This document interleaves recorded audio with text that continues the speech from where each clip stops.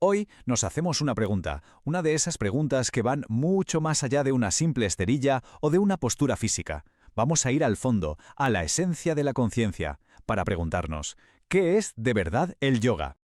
Y es que esta frase, lo resume todo. Es la clave de lo que vamos a desgranar hoy. Porque el yoga de verdad, el auténtico, no es algo que haces como si fueras al gimnasio. No. Es un estado al que llegas. Es algo que te pasa. Algo que sucede dentro. A ver, la palabra en sí, yoga, viene del sánscrito yuk. ¿Y qué significa? Pues significa unión. Pero ojo, y esto es fundamental, no hablamos de una metáfora poética. Para nada. Hablamos de una unión real, tangible, entre nuestra conciencia, la individual, y la conciencia suprema.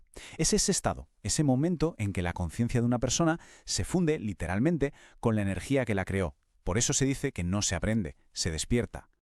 Claro, y aquí es donde empieza todo el lío, la gran confusión, porque durante siglos este significado tan profundo, tan esencial, se fue distorsionando, se fue perdiendo.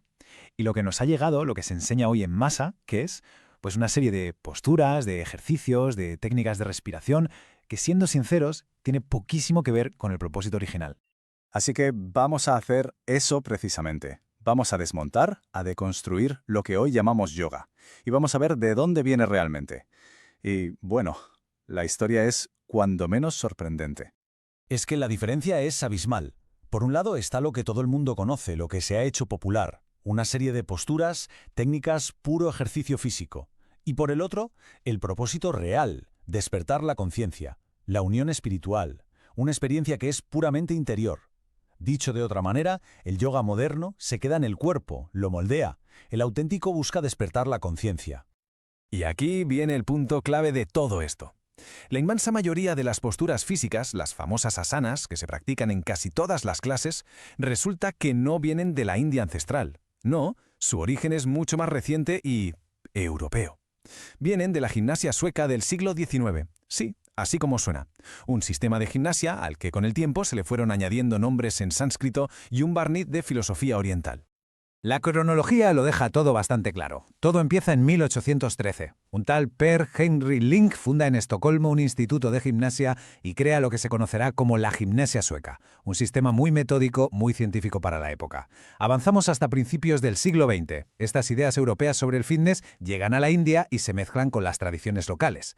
De hecho, para que nos hagamos una idea de su impacto, en 1910 el propio ejército español mandó a sus oficiales a Estocolmo para que aprendieran el método.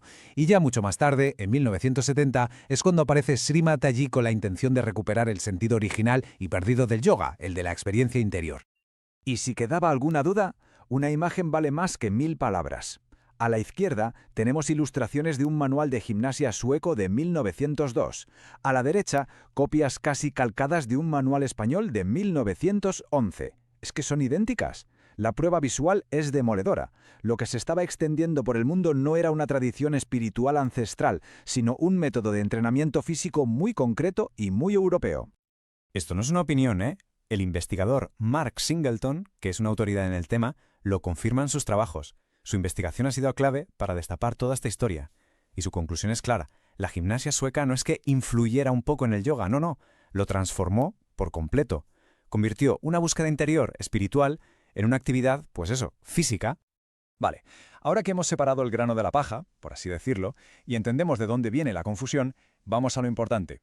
Hablemos de la esencia del yoga auténtico. Porque se trata de eso, de separar la gimnasia del yoga, como se separa la mala hierba del árbol para que crezca sano y fuerte. El yoga auténtico, el de verdad, gira en torno a una experiencia, el despertar de la Kundalini. También se la conoce como la madre interior. Se describe como una energía primordial, una energía femenina que está latente en el hueso sacro. Y es que este concepto tiene un montón de nombres. Fijaos, Espíritu Santo, Shekinah en el judaísmo, Shakti en el hinduismo, son palabras de tradiciones muy distintas, pero, según esta interpretación, todas están señalando a la misma realidad, a la misma fuerza fundamental. Y su despertar no es un cuento poético, es el mecanismo real que, según esta tradición, asciende por la columna, activa nuestros centros energéticos y produce esa unión, ese yoga del que hablábamos al principio. Y esto es lo que hay que entender por encima de todo. No es una cuestión de fe, no es una teoría que haya que creerse, es una experiencia tangible, una realidad que se puede sentir en el propio sistema nervioso. Cuando esa energía despierta y asciende, lo que trae es un estado de paz profunda, de silencio en la mente, de conexión real con todo lo que nos rodea. Y aquí entra en escena una figura clave, Sri Mataji Nirmala Devi. Fue ella quien a partir de 1970 hizo que esta experiencia fuera accesible para todo el mundo, de forma masiva. Demostró que esto no era para unos pocos elegidos en una cueva del Himalaya, no, demostró que cualquier persona de cualquier lugar puede despertar esta energía interior, sentirla y alcanzar ese estado de unión. Pero es que la cosa no se queda en una experiencia espiritual. Este despertar de la conciencia pura, esta vivencia interior, resulta que deja huellas medibles. La ciencia moderna, con sus herramientas, está empezando a confirmar los efectos que tiene en nuestro cerebro. Y los resultados son espectaculares. Un dato, más de un 7%. Ese es el aumento de materia gris que se encontró en los cerebros de meditadores con experiencia en esta práctica. Un 7% más de materia gris que en las personas que no meditan. Y esto no es un dato sacado de la manga, es de un estudio serio de la Universidad de La Laguna y publicado en nada menos que en la revista científica PLOS ONE. Lo que hicieron fue muy sencillo. Cogieron a un grupo de meditadores, el método que enseñó Sri Mataji, y a otro grupo de no meditadores. Les hicieron resonancias magnéticas a todos y compararon.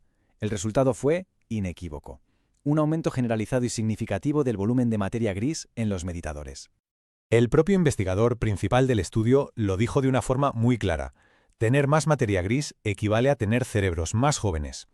O sea, la neurociencia está confirmando con datos lo que estas tradiciones llevan milenios diciendo. Esta práctica regenera el cerebro y calma la mente. Así que, al final, la distinción es muy clara. Por un lado tenemos las asanas, las posturas. ¿Son malas? No, en absoluto. Son una forma de gimnasia excelente para el bienestar físico. Fantástico. Pero si la búsqueda es otra, si lo que se quiere es despertar la conciencia, saber quién se es en realidad, reconectar con esa madre interior, entonces el camino es el yoga auténtico. Se trata simplemente de llamar a las cosas por su nombre. Y con esto llegamos a la pregunta final, que no tiene una respuesta externa, sino que es para la reflexión de cada cual. Ahora que la diferencia está clara, cristalina, entre lo que es un sistema de ejercicio físico y lo que es un camino de despertar espiritual, la pregunta es, ¿qué es lo que se busca de verdad? Y la respuesta, como el propio yoga, no está fuera, está en el interior. Recogí el testigo desde tiempos inmemoriales, cuando el primer yogi mostró la llama, hasta Sri Mataji, quien lo desveló y enseñó. El yoga auténtico, una llama que nunca se apaga. Ella lo mostró para todos, sin nombre, sin dueño, libre. De mis manos la libero, sin pertenecer a movimiento alguno, para que brille de corazón a corazón. La llama sigue, pura, libre.